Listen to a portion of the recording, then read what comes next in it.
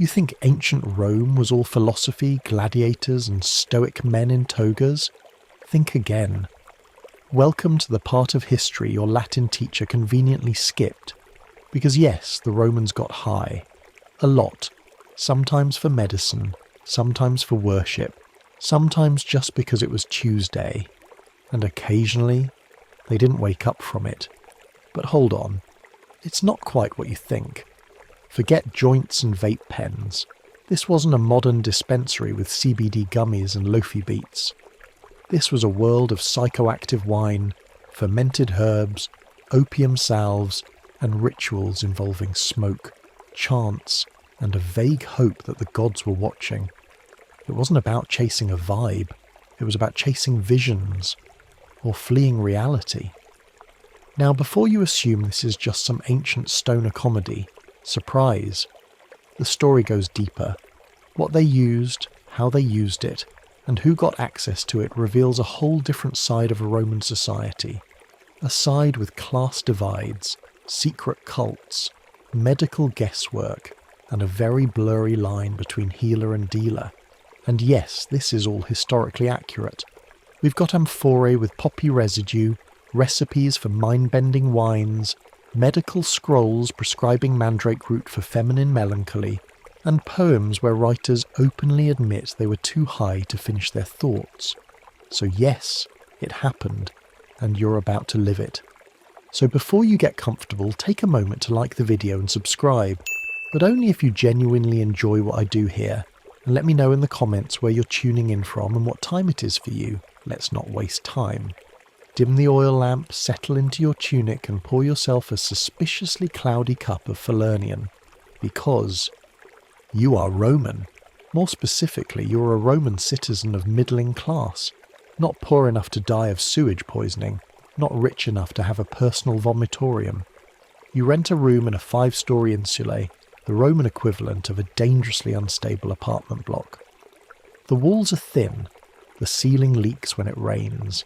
And the man in the room next to you has a snore that sounds like Jupiter choking on olives.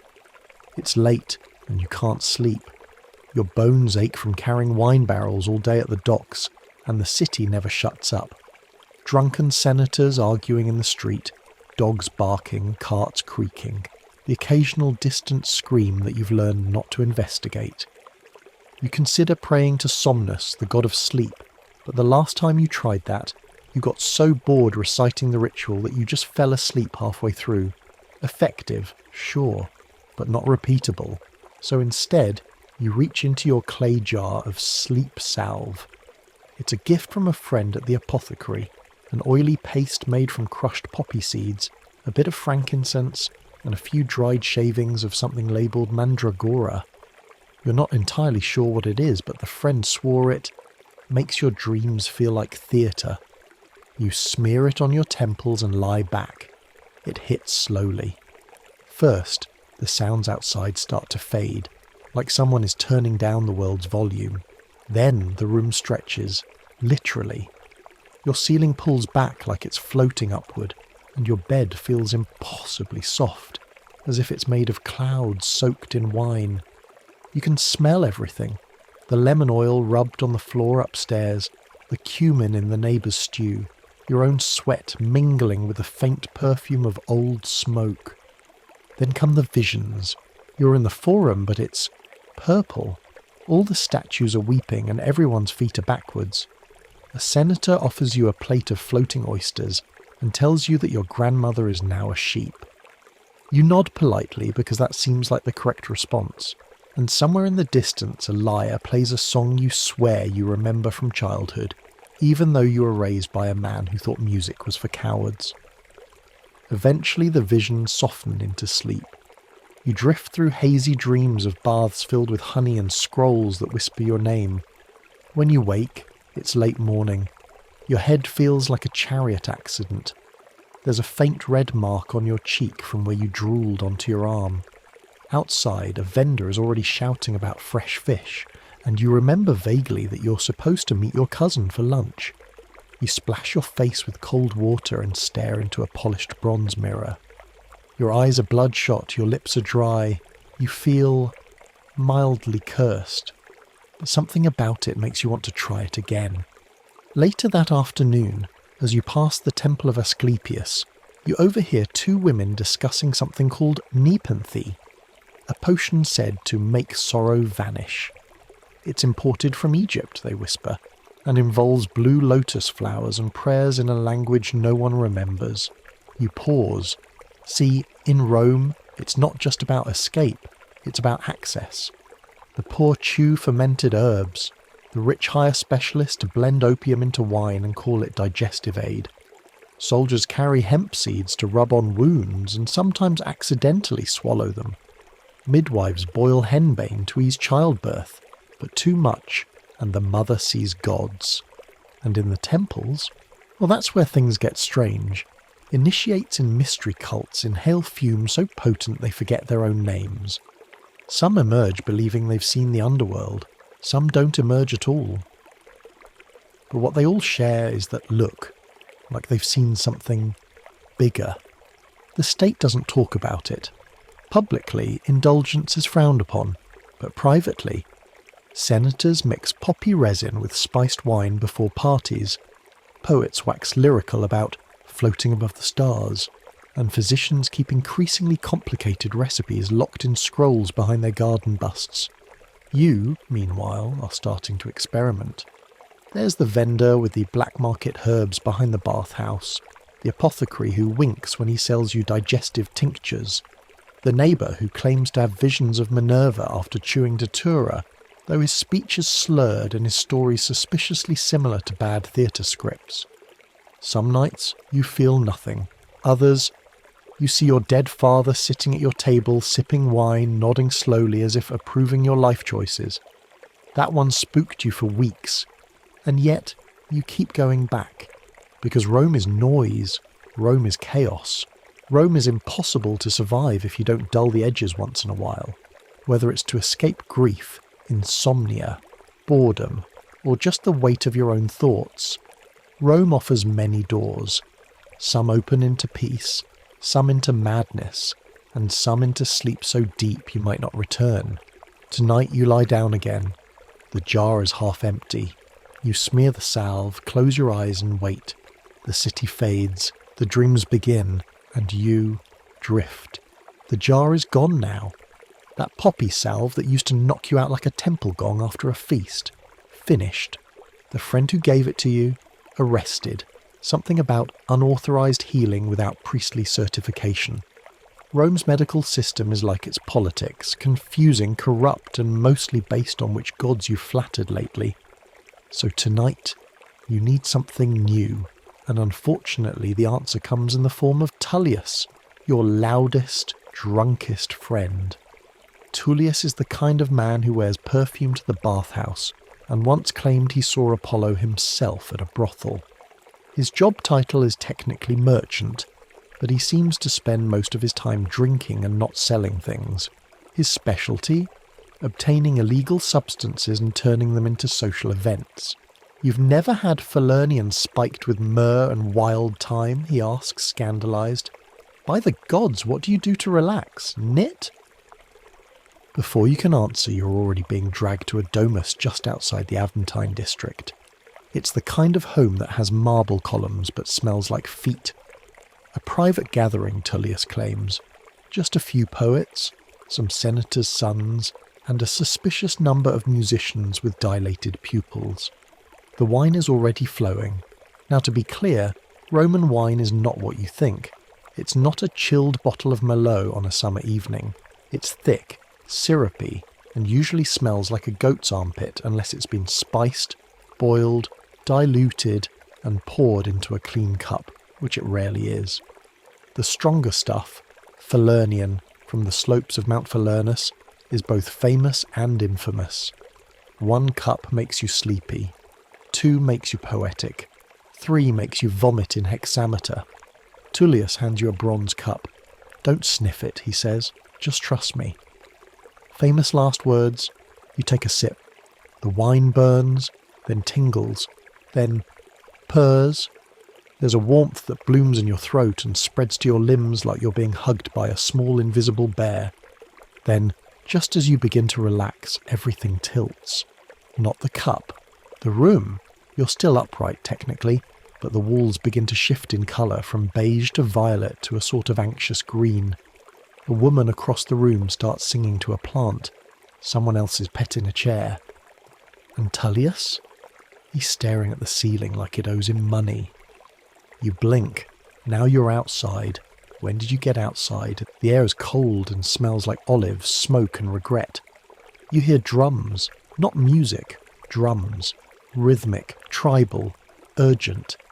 Then laughter. Then screaming. Not painful screaming.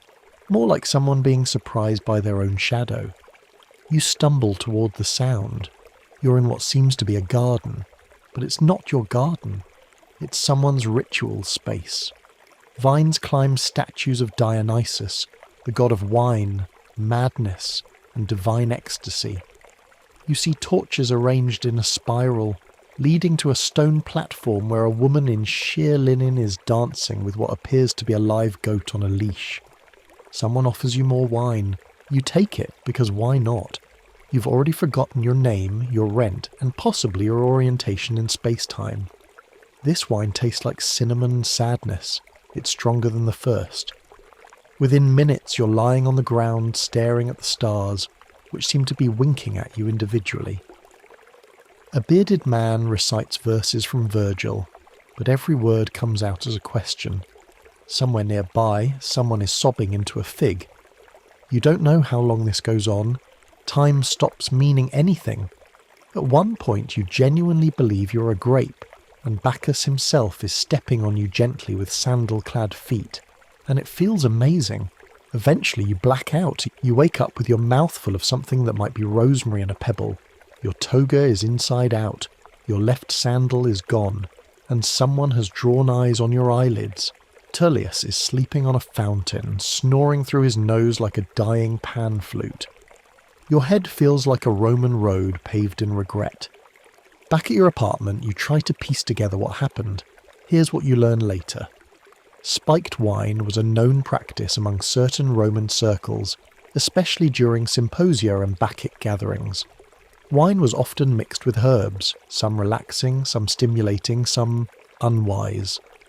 Myrrh, yes, the incense stuff, was used in wine, along with things like saffron, poppy extract, pepper, and even resin from the terebinth tree. Some of these were mildly psychoactive. According to medical texts, medicated wine was prescribed for everything from insomnia to flatulence. Of course, the dosage wasn't exactly precise, and sometimes the medicine doubled as a party favour. Mystery cults associated with Dionysus, aka Bacchus, included ritual wine consumption, drumming, dancing and visions. They were occasionally banned by Roman authorities for being too wild. And yes, people did sometimes die. One scroll details a man who drank poppy wine for a stomachache and passed away thinking he was a bird. Historians think he may have consumed mandragora, which in large doses can cause hallucinations, paralysis and death. You lie in bed that night, wrapped in a blanket that smells faintly of old grapes. Your vision is mostly back to normal, though your reflection still seems to blink at you out of sync. But you can't stop thinking about it. Not the dancing, not the goat, not even the weird cousin of Tullius who tried to marry a torch. No, what sticks with you is the feeling, that moment when your body disappeared and all that remained was music, stars and laughter. You don't want to go back there, but part of you kind of does. And that's the thing about Rome. Everyone's running. From politics, from family, from fate. And for a few hours with the right herbs and the wrong friends, you can leave it all behind. You close your eyes and wonder, not for the first time, whether Bacchus ever visits the same dream twice. You swear you're going to stay clean this time. No wine, no powders, no strange salves smeared on your face while someone chants in Etruscan and plays a bone flute. Just bread, olives, and maybe a cold bath. A normal evening, like a responsible Roman adult. And then, Domitia Sabina happens. You meet her at a dinner party you didn't want to attend, hosted by someone named Sextus who owns far too many fountains for a man who owes back taxes. Sabina arrives late, veiled, accompanied by a maid and a small carved idol of Isis. She sets on the table like it's her +1. She's a senator's wife, which in Rome means two things: money and time to experiment.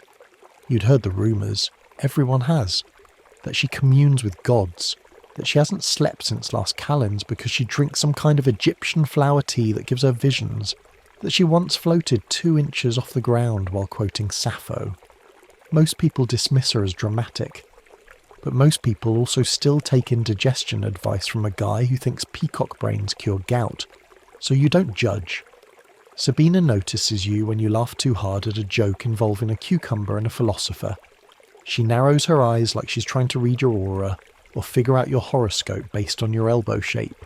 You, she says, you look like someone who has trouble sleeping. That's accurate. Before you can answer, she leans in and whispers, "Come to my garden tonight. We'll ask the gods for peace." You're about to make an excuse when she adds, "There will be blue lotus," which is how you find yourself that evening, sober in body but already a little intoxicated by curiosity, standing in front of Sabina's private villa. You're not alone. There are 5 others, 3 women, 2 men, all in soft linen robes, all barefoot. No one speaks. A slave leads you through a side gate, down a torch-lit path, and into a walled garden that smells like mint, smoke, and mystery. Statues of Egyptian gods peek from hedges. The air is thick with incense. A brazier burns in the centre, smoke curling upward in strange spirals that don't obey the wind. Sabina stands beside the fire, her face painted with powdered gold, holding a small bowl. Inside, blue petals steeped in warm wine, blue lotus. Not native to Rome, this is an import from the Nile, sacred to the Egyptians, said to bring euphoria, vivid dreams, and occasional communication with the divine. The priests of Karnak called it the key to sleep and memory. Roman elites, they call it a very expensive way to forget your problems. Sabina offers you the bowl.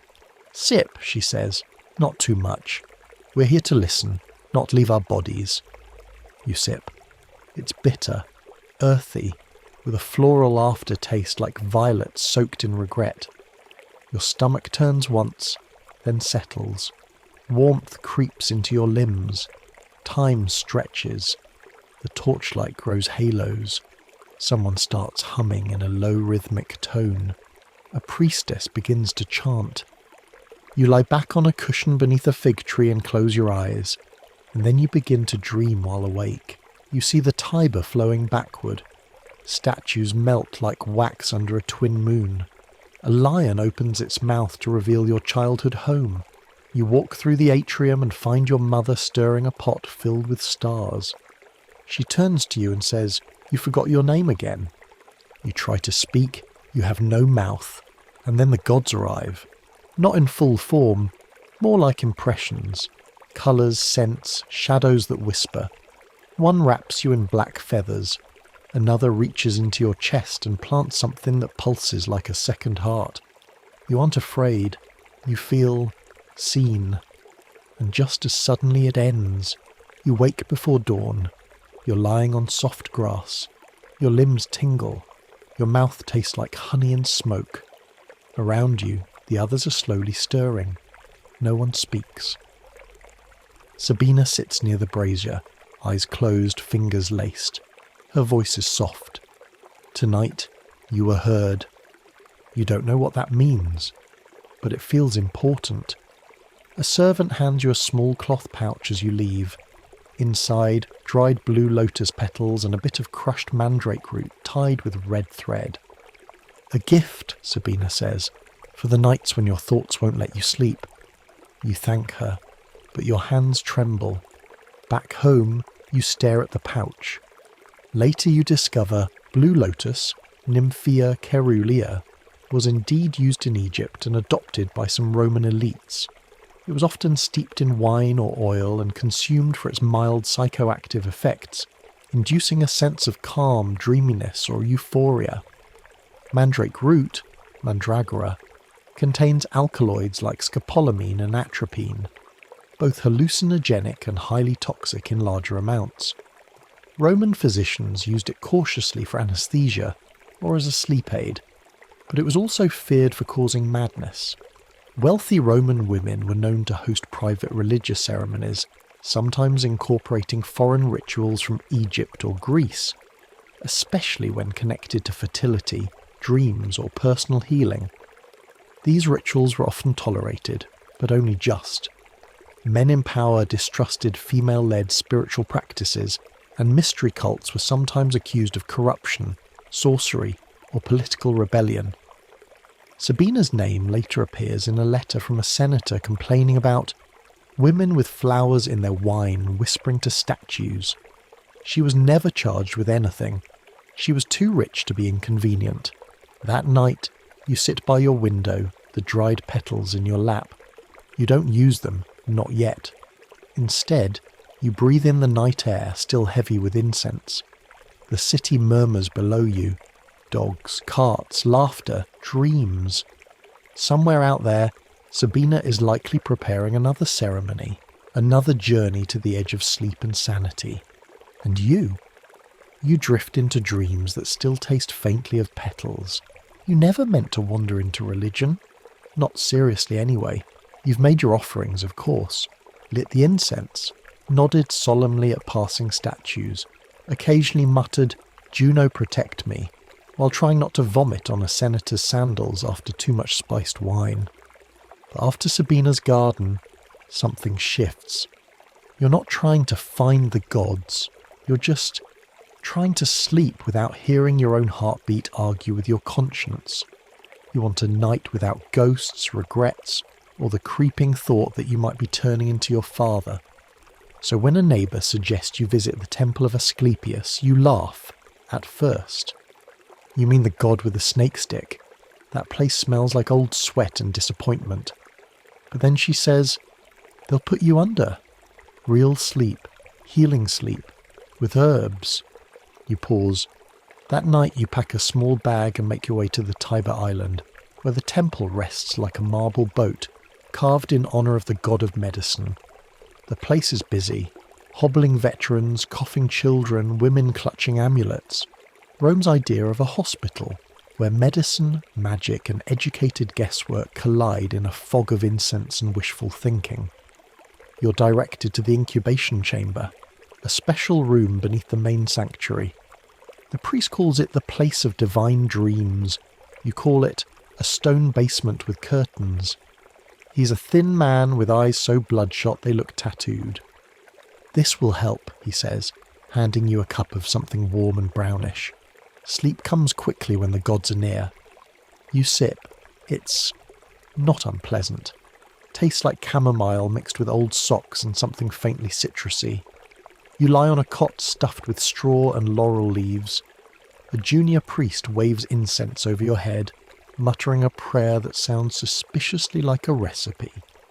The lights dim, and then the visions begin. You're in a field of snakes. They speak in riddles and slither in time to a harp. One of them bites you, and instead of pain, you feel relief. A voice, neither male nor female, tells you your sickness is rooted in unspoken memories. Then, inexplicably, you're in a bakery, and your dead uncle is kneading dough while whispering the names of lost cities. When you wake, it's still night. The priest is watching. You blink. How long was I out? 3 hours, he says. Your mouth moved the whole time. You spoke in Greek. Do you speak Greek? You don't. He looks impressed and mildly terrified. Then the gods were here. You're handed a rolled scroll, your prescription. It includes the following. Burn 1 poppy pod each evening. Inhale 3 breaths of the smoke. Sleep with an agate under your pillow. Avoid figs. No explanation given. You leave the temple dazed, slightly euphoric and absolutely convinced that one of the snakes in your dream winked at you.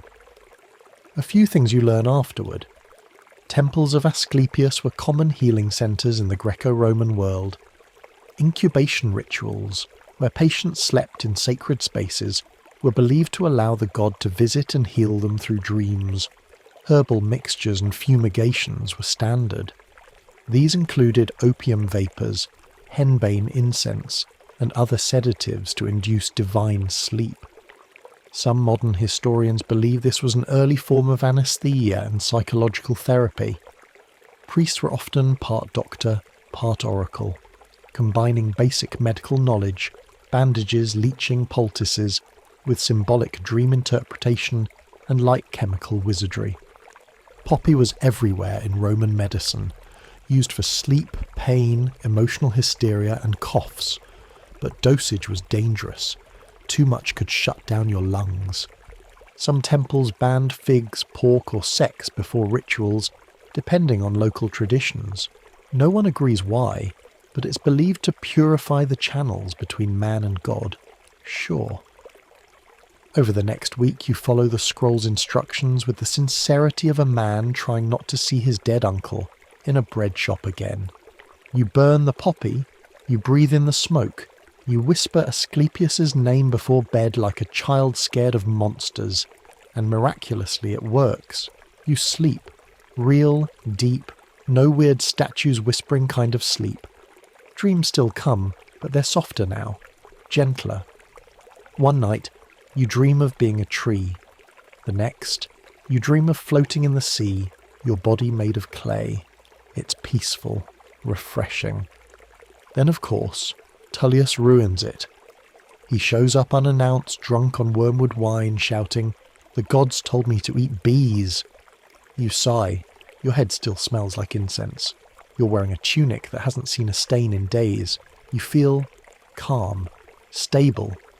"Come on," he begs. There's a new herb seller by the bathhouse. Claims she's got dream powder from Parthia. You shake your head. "I'm done with that." Tullius narrows his eyes. You sound like a priest, which in Rome is just another way of saying boring, but you don't care. That night you burn your last poppy pod and let the smoke curl around your face like a lullaby. You think of snakes, of healing, of gods with feathered voices, and for the first time in weeks you fall asleep with a smile. You never planned to become a soldier. You liked your bones unbroken and your enemies theoretical. But Rome has a way of volunteering you for things, especially when you've fallen behind on taxes, borrowed too much from the wrong cousin, and accidentally insulted a local magistrate's haircut in a public bath. So now you're in Gaul, wearing 50 pounds of armour, knee-deep in mud, and marching behind a man who sweats like he's trying to put out a fire with his armpits. It's cold, your boots are soaked, you haven't felt your toes since last Saturnalia. Welcome to life in the Roman legion. To be clear, you're not a gladiator, you're not heroic, you're not here to bring glory to the eagle, or defend the glory of the empire. You're here because Rome said so, and because saying no meant prison, or worse, debating a philosopher in public. The marching never stops. The food tastes like salted regret, and everyone around you smells like wet wool and desperation. You're sore in places you didn't know existed. So when your tent mate, Aulus the nearly sane, offers you something called Fortitudo's favour, you don't ask questions. It's what the veterans drink, he says, before battles, takes the edge off, makes you brave, or stupid, or both. You eye the cup. It's thick, brown, bubbling slightly. You're pretty sure something just moved inside it. "Bottoms up," Aulus says, and downs his in one gulp. You shrug. You're already in Gaul. How much worse can it get? You drink. Immediately your body regrets every decision that led to this moment. The taste is indescribable, like a dead rat soaked in vinegar, sprinkled with mint and set on fire inside a barrel of spoiled beer. Your eyes water. Your stomach considers evacuation. And then the buzz begins. Not fast, not dramatic. It's more like your blood starts whispering to you. Your heartbeat feels louder. Your skin tingles. The air gets warmer, or maybe you just stop caring about the cold. The world slows, then speeds up, then becomes hilarious. You look at your spear and think, this would make a fantastic broom handle. You look at Aulus, who is laughing at a tree. You start laughing too. Soon a dozen of you are laughing, weeping, dancing in the snow like drunken goats, chanting a song that may or may not be a curse against Gaulish sheep. Then the captain arrives. "What in Pluto's armpit is going on here?" he shouts. You try to salute, but instead you just wave your spear and yell, "All hail the mighty turnip!" You're sentenced to dig latrines for a week. Totally worth it. Later you find out what was actually in the brew. Cannabis sativa seeds and resin, boiled into sludge. Yes, the Romans knew about weed. Pliny the Elder noted its use in making rope, but it was also used for pain relief and anti-inflammation, especially for sore joints and wounds. Fermented grain mash, basically a proto-beer or low-grade barley liquor, often consumed warm. It had both caloric value and mild intoxicating effects. Honey and vinegar, common additions to make it vaguely palatable. Also used to preserve herbal compounds. Mandrake root, in small doses. This was the wild card. A little makes you sleepy. A little more, and you think your tent is whispering secrets. Too much, and you meet your ancestors. Possibly goat urine. No, really. Some herbal manuals suggest that urine from a healthy goat was used as a binding liquid in certain battlefield mixtures. This was believed to carry the animal's vitality into the drinker. Spoiler, it did not. After your punishment ends, you swear you're done with military potions. You start rubbing your knees with a salve you got from a healer, cannabis-infused olive oil, mixed with frankincense and a pinch of wormwood. It helps. Sort of. Mostly it makes your tent smell like spicy moss, but your joints hurt less, and you no longer dream of stabbing your own ankles with a stylus just to stop the ache.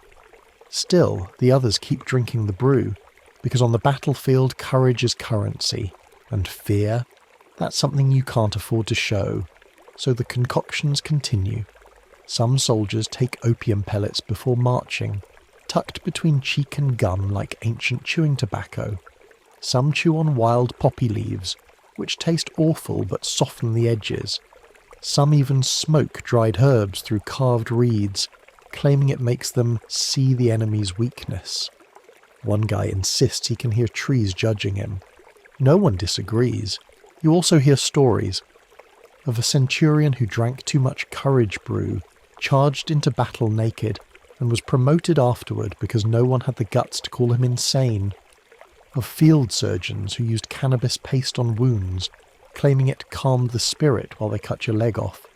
Of tribal auxiliaries who brought their own herbs, unknown, potent and apparently powerful enough to make you believe your sword was whispering tactics. Of a captain who secretly banned all brews after a soldier hallucinated a flying Gaul and threw his javelin into a latrine. You don't know what's true anymore. You just know that when the sky's grey, your feet are numb, and you've been marching since dawn, a little madness feels like mercy. One night, weeks later, you sit outside your tent staring into the campfire. Your knees ache. Your brain buzzes softly from the salve. You think about Sabina, about the temple, about the dreams that once scared you and now feel like home, and you realise something. The Romans don't get high because they're bored. They do it because the world is insane, and sometimes a little insanity is the only way to survive it. You lie back on the cold ground, smell the wood smoke and olive oil, and drift into sleep. In your dreams, the battlefield is quiet, and for once, no one is laughing at a tree. You never expected to become a regular at the kind of tavern where nobody asks your name, only whether you want it in wine or honey. But here you are again, ducking into a smoke-stained archway off a narrow Roman alley, past the broken statue of Mercury with someone's toga draped over his shoulders, into a room that smells like cinnamon, ash, and secrets. The usual crowd is here. Sailors with cracked fingernails and thousand-yard stares. Housewives who left their husbands for a walk 2 hours ago. Philosophers pretending not to slur. The girl with silver bracelets who claims she once slept with a consul, and that he wept afterward. You've stopped trying to figure out who's lying. It doesn't matter here. This place isn't about truth. It's about forgetting. You nod to the man behind the counter. He grunts and gestures toward the curtained back room. That's where the real menu lives. Not the bread and boiled cabbage the front tables endure, but the things whispered about. Mulled wine steeped in spiced resin, oil drops that make your skin hum, powders mixed into fig paste that slow your thoughts until time itself starts to bend. You're not even sure if half of it is legal. You're also not sure you care. Tonight you're meeting a woman named Livia. You don't know her last name, or if that's her real first name. She's known, vaguely, as a maker of love potions, which in Roman society can mean anything from actual herbal aphrodisiacs to full-on psychotropic elixirs designed to erode the soul and build it back upside down. She's part healer, part matchmaker, part probable witch. You've been told she never takes coin, only favours, and that if she likes you, she lets you taste something called Venus's breath. You don't know what that means exactly, but your curiosity outweighs your judgment lately. She arrives wearing a dark green stola and a smile like she knows how you'll die. She doesn't speak at first, just watches you with eyes too still to be sober. Then she places a small lacquered box on the table between you, opens it. Inside, dried petals, deep purple and veined, dusted with something metallic, a vial of thick liquid, the colour of blood and honey, and a roll of soft linen soaked in oil. You ask what it does. She replies, "It opens the door. What you do with what walks through, that's your business." You laugh, awkwardly. She doesn't. "Do you want to see her?" she asks. "Who?" "Her. Venus. The part of you that you locked away." You try to reply with sarcasm, but your throat closes the moment she uncorks the vial. The smell hits you first. Sweet, sharp, slightly earthy, like wet roses and smoke. She dips the petals into the vial, lets them soak, then offers you one. You chew. It tastes like nothing at first. Then everything.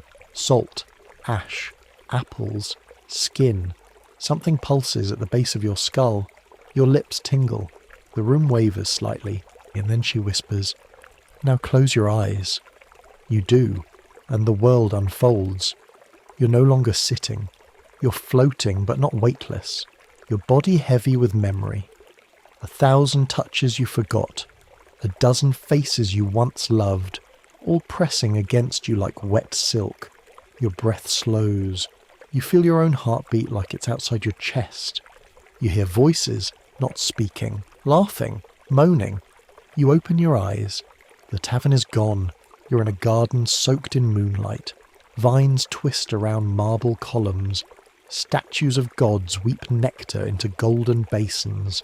You're not alone. She's there. Venus, maybe, or someone wearing her. Skin like ivory dipped in oil. Hair falling like ink. She touches your face and everything inside you folds. She shows you things, not visions, memories. Yours. Twisted, filtered, sharpened. That girl you kissed when you were 14 beneath the baker's awning. The man you almost married. The lover you betrayed. The one who broke you. The way you wept alone on your roof after pretending you didn't care. You feel all of it again. Fresh, but softened. Like you've been granted permission to forgive yourself. And then she leans in, kisses your forehead and says, "Go." You wake, still in the tavern, your hands shaking, your mouth dry. Livia is gone. In her place, a scroll. You unroll it. The recipe is written in looping ancient script. Ingredients include crushed petals of a Troppa belladonna, a few drops of Egyptian opium syrup, infused oil from the Syrian myrtle, a dusting of saffron and powdered silver. There's a warning written at the bottom: use only under moonlight, never twice in one cycle, and never with a broken heart.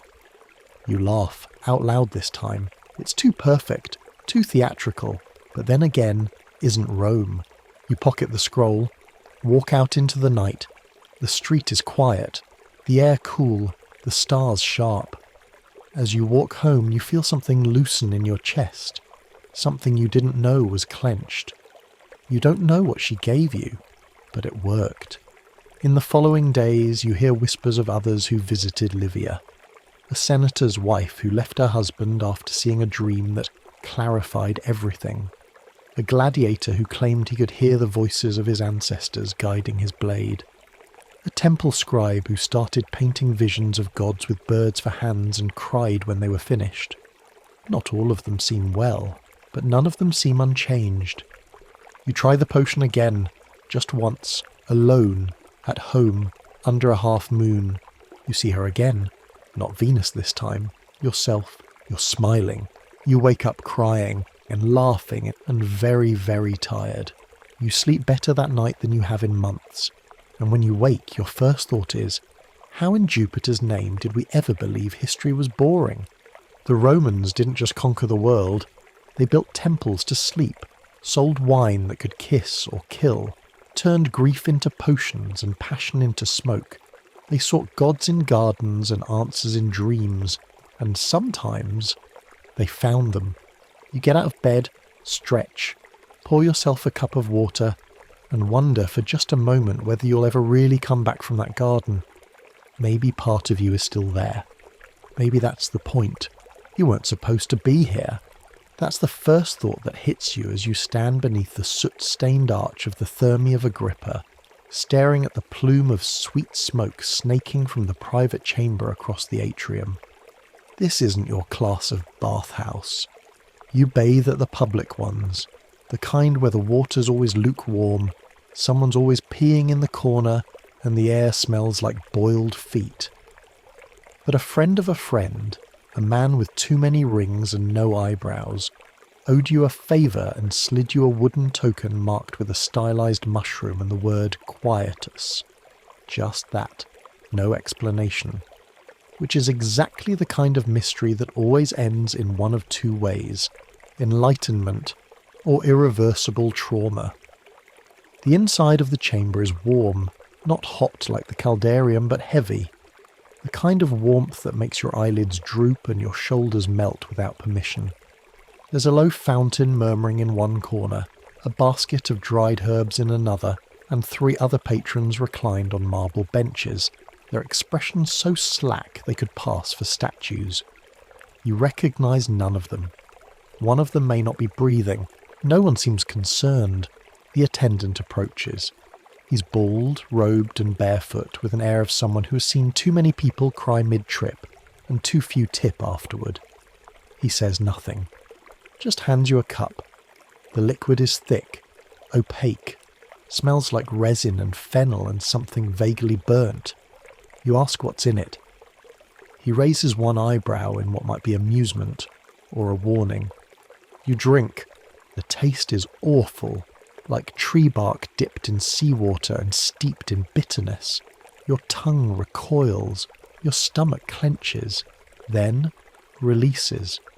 You feel it first in your fingers, a tingling that races to your shoulders, curls around your spine and settles behind your eyes like someone dimmed the oil lamps inside your skull. The room hums. Or maybe that's your heartbeat.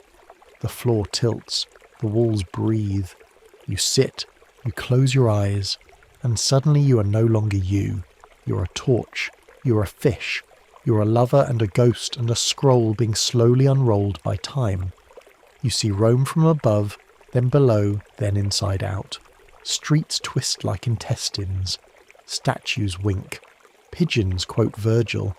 A goat with golden eyes offers you grapes and whispers, "Tell them it wasn't real." You try to laugh, but it comes out like a hiccup in the fabric of reality. Then a voice, clearer than your own thoughts, says, "This is what the emperors feared." And just like that, it snaps into place. This isn't just pleasure. This isn't escape. This is ancient pharmacology at its weirdest and most elite. And of course, you've stumbled right into the middle of it. Because this wasn't wine, this wasn't opium, this was fly agaric, Amanita muscaria, a mushroom sacred to Scythians, feared by Greeks, and apparently loved by wealthy Romans who enjoyed meeting their ancestors between steam baths. You remember now Pliny the Elder warned about mushrooms that cloud the senses and invite false gods. Galen said they were not medicine, but mischief. And yet, here they are, still being served, still being sipped like tea, still being used in secret by senators who publicly quote Stoic virtue and privately chase visions of Jupiter weeping over a field of singing olives. The rest of the trip is a kaleidoscope of confusion and beauty. You become a lion, then a lamp, then a child again, watching your mother peel garlic, her hands soft and ancient and real in a way you'd forgotten. When you finally return, snap back into the body you left, slumped on the marble bench. You're drenched in sweat. Or maybe someone poured water on you to stop the shaking. You're not sure. The attendant is still there, standing silently. "Was I gone long?" you ask, your voice rasping like old parchment. He tilts his head. "Long enough." Back outside, Rome is loud and coarse and beautiful. The sun seems too sharp, the stones too real. You walk slowly, carefully, like you've just remembered gravity is optional. Your shadow seems to move half a step behind you. You sleep like a stone that night. No dreams, just dark and quiet. The kind of sleep that feels like being tucked into the earth. The next day you try to learn more. What you find is maddening. No one agrees on what quietus really is. Some say it's a Scythian import, mushroom soaked in honey and buried for weeks. Others claim it's a Persian ritual involving wine, hashish, and loud chanting in a lost dialect. A few believe it's not the ingredients at all, but the timing, taken only during certain moon phases, or when Mercury is in retrograde, or when you feel particularly hopeless on a Wednesday. You discover Roman sources scattered with fragments. The red-capped one grows under sacred trees, a whisperer, a revealer. Taken improperly, it causes madness. Taken properly, something worse. I saw myself die and was comforted. There are no recipes, only warnings. You find a scroll in the stall of a blind bookseller that describes a ritual involving the mushroom and goat's milk. The final instruction reads, "Speak no words until the sun has risen twice. To do otherwise is to invite the wrong kind of visitor." You don't follow that one. You talk almost immediately, mostly about whether you hallucinated a lion playing dice. That week you feel different, lighter, like something you were carrying, some sourness you didn't know had a name, was quietly peeled away. You're still the same person. You still overthink, still crave approval, still get annoyed by slow walkers in the forum, but you're quieter, inside. A few days later you pass a senator on the street. He looks tired, haunted. His eyes meet yours for a second too long, and in that moment you both know. You've been there, to that place beneath the skin of reality. You both drank the cup. You both met the goat. You never speak of it. You don't need to. The world keeps spinning. Rome keeps shouting. But every so often, when the sky turns violet and the wind carries the scent of wood smoke and honey, you feel that old echo ripple through your chest. The room, the cup, the silence, and that voice again. This is what the emperors feared. You don't know what it meant, but it felt true. And in Rome, that's rare enough to be sacred. You never plan to go near a brothel again. Not after that last time, when a courtesan fed you something called nectar of mercury, and you spent the night convinced your ears were detachable and whispering state secrets. But this invitation was different. Hand-delivered by a boy in a clean tunic sealed in wax with a symbol of Venus. Not just the goddess, but a particular lupanar you've only heard about in rumours. A place known not just for pleasure, but for experience. The kind that sticks to your skin like perfume and lingers in your dreams for weeks. The message was simple. You are invited. Bring no coin, bring only memory. It should have been a warning. You arrive just before midnight.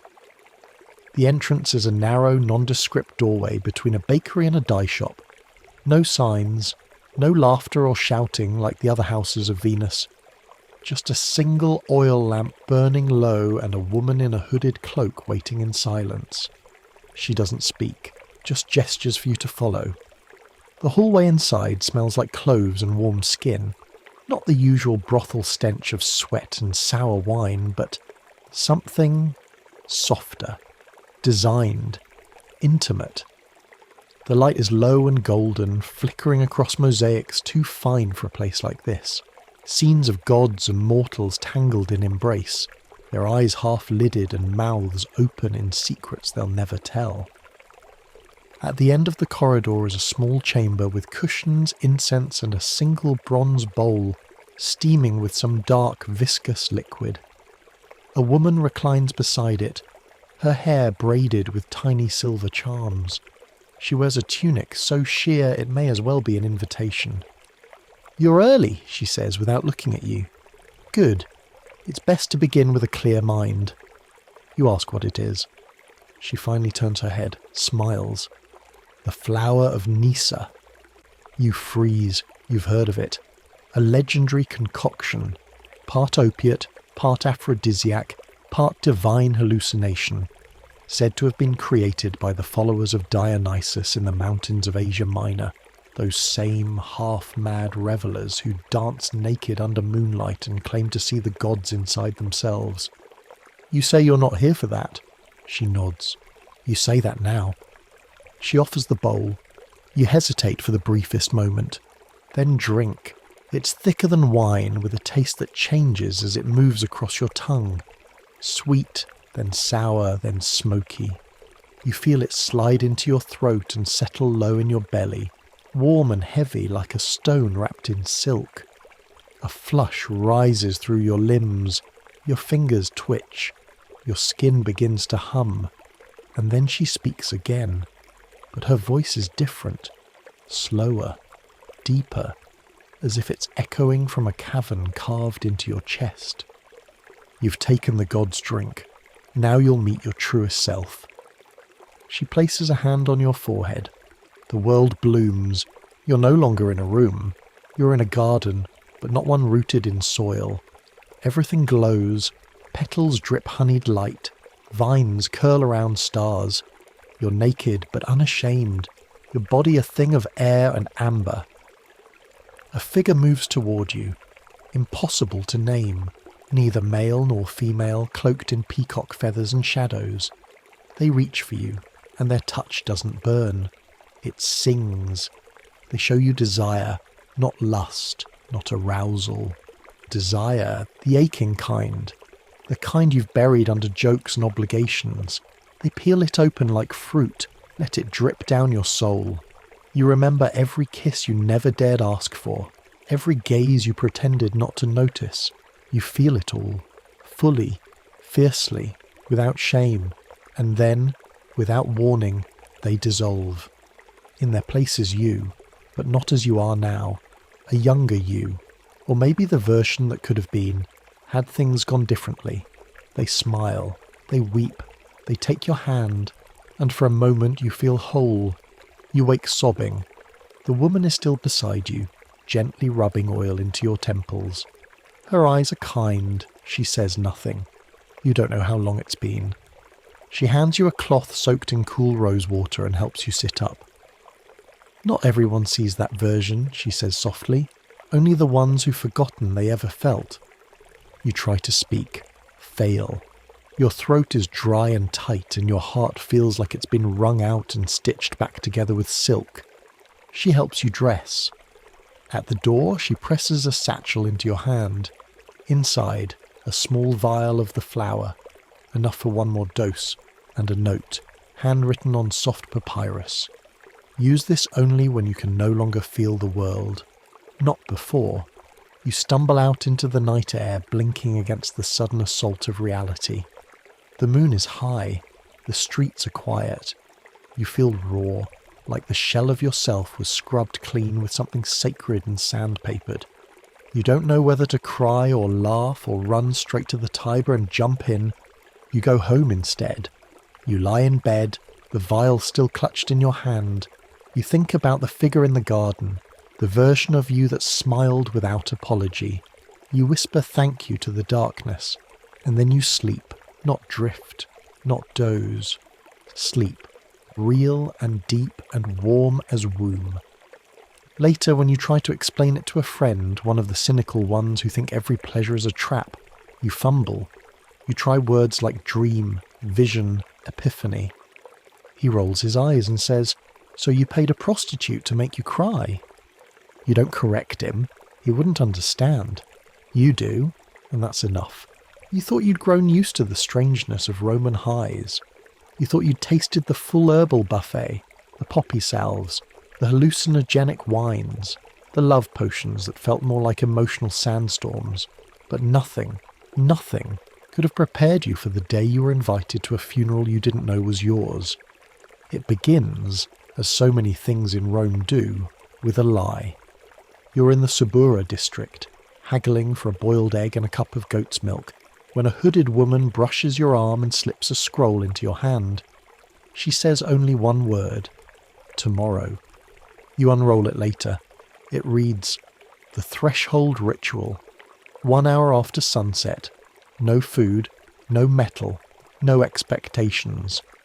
Which is cryptic even by Roman standards. You spend the next day asking questions, quietly. The kind of quietly that involves silver coins and innuendo. What you learn unnerves you. The Threshold Ritual isn't a game. It's not for pleasure. It's not even entirely legal. It's an initiation used by certain mystery cults, mostly underground, occasionally outlawed, always watched. It's not something you request. It's something you're chosen for. The goal, they say, is to meet death. Not as an ending, but as a teacher. You laugh when you hear that. Nervously.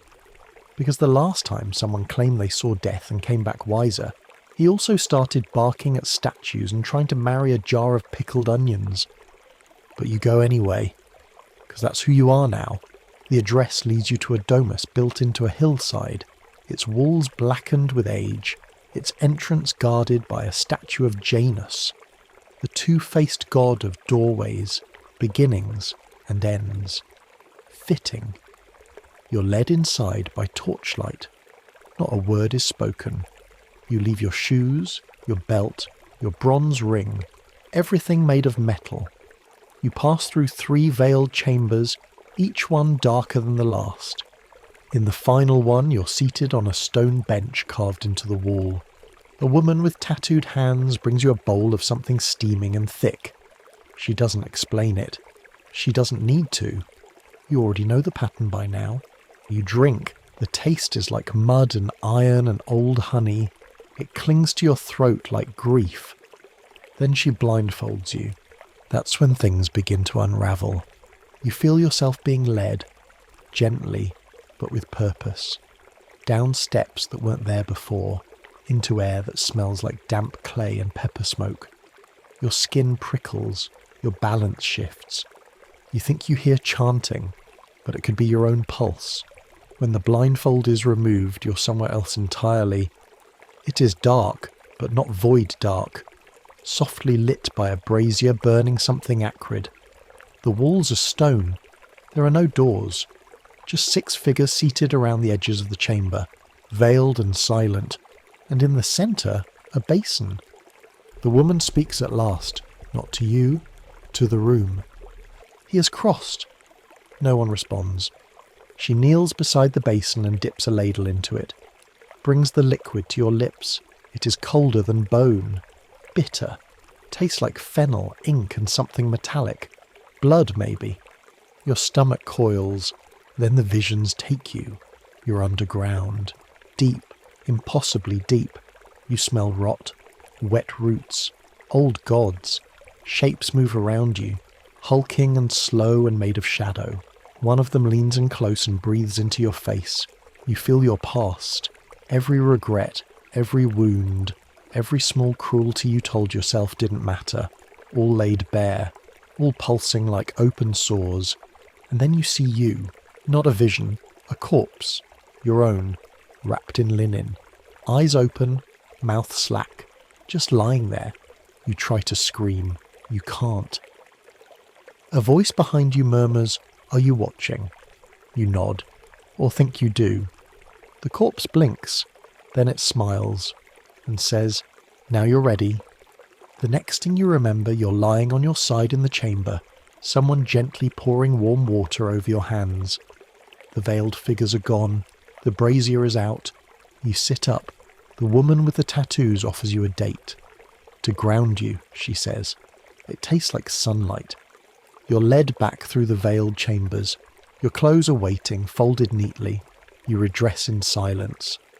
At the door, she says, "Don't speak of this until the third day." You nod.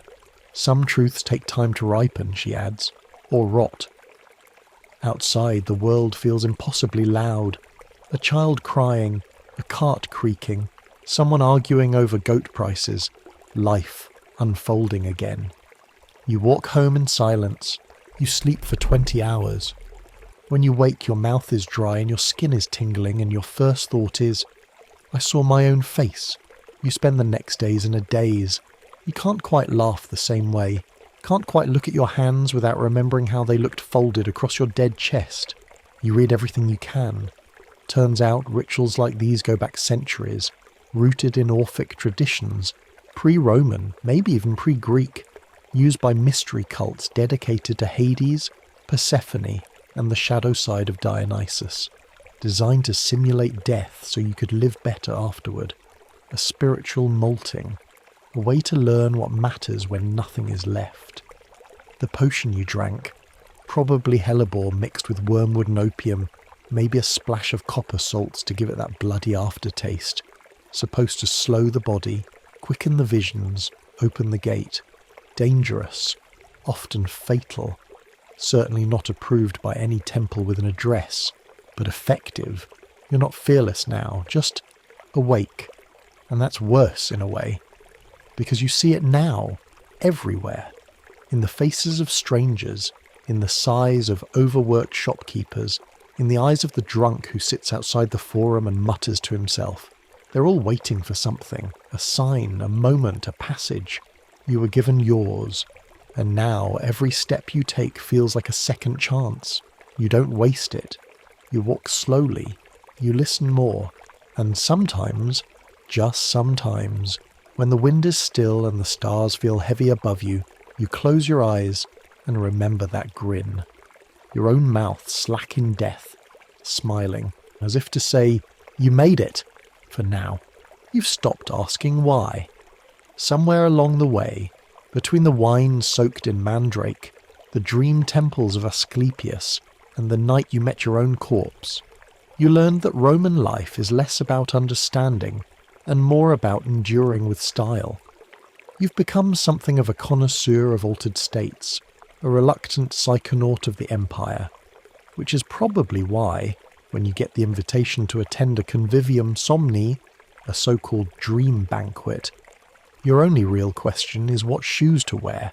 It comes from Lucullus Minor, not the famous general, but his grand-nephew, a man whose reputation for extravagant dinners has turned him into something between a local celebrity and a cautionary tale.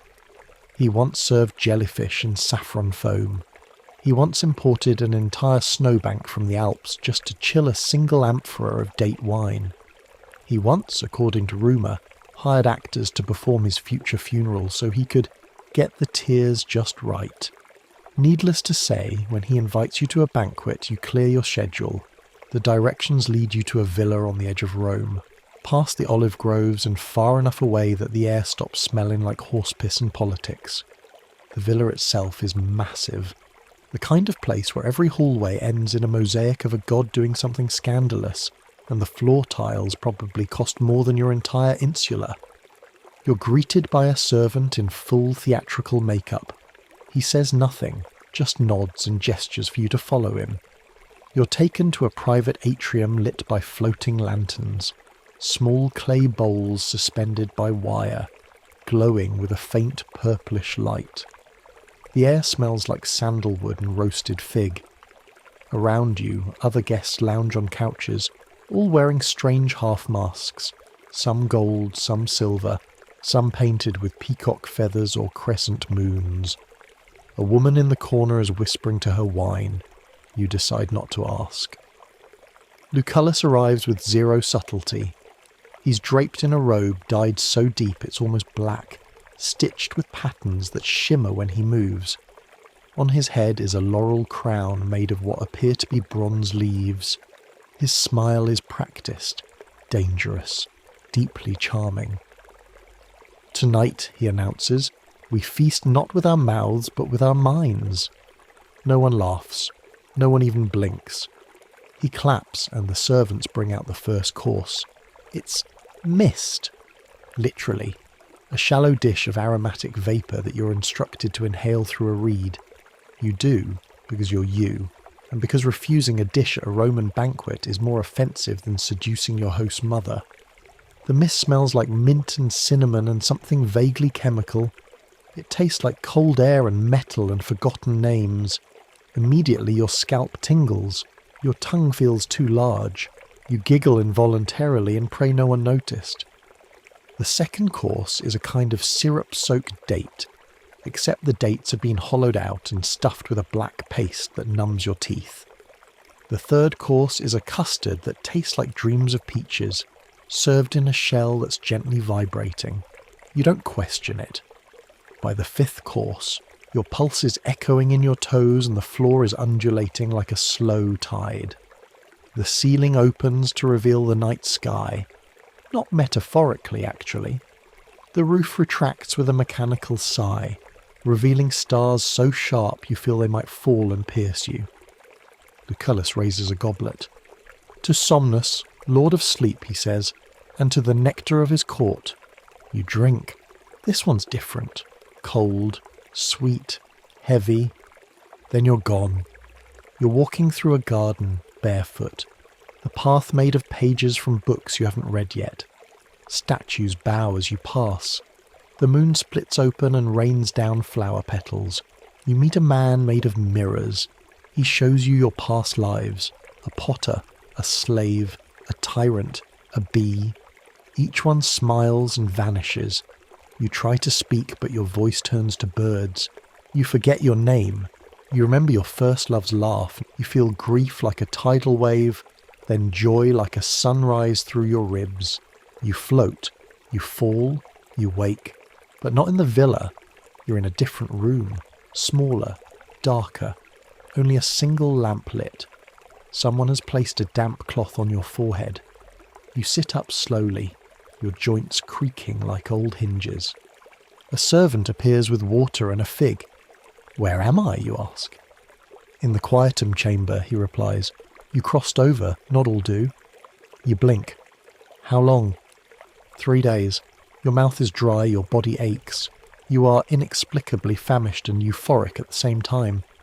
Later, Lucullus finds you. He's not smiling now. "You went deeper than expected," he says.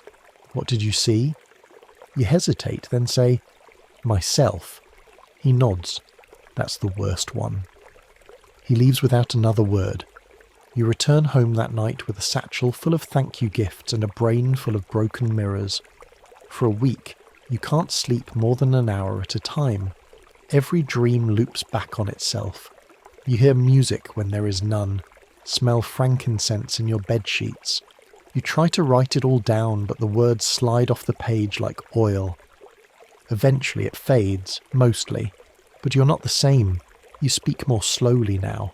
You listen more. You look people in the eye and wonder how many versions of themselves they're hiding. And sometimes, late at night, you close your eyes and taste mist and dates and velvet hallucinations, and you wonder, was that a banquet? Or a rebirth? The answer never comes. And maybe that's exactly the point. And now, as the stars settle over ancient rooftops and the last embers of incense fade into the night, your journey through the hazy, honeyed, hallucinogenic heart of Rome draws to a close. If you've made it this far, awake, dreaming, or somewhere deliciously in between, thank you for wandering with me through temples, gardens, bathhouses, and beyond. If you enjoyed the ride, consider liking the video or subscribing for more stories like this, where history doesn't just speak, it whispers you to sleep. And if you're still awake, I'd love to know. Which part of the Roman high would you dare to try, or avoid at all costs? But for now, there's nothing else to do. Just let the sounds of the city grow distant, let your breath slow, and let the candlelight of the ancient world flicker gently behind your eyes. Sleep well, traveller. Tomorrow there will be new dreams to follow.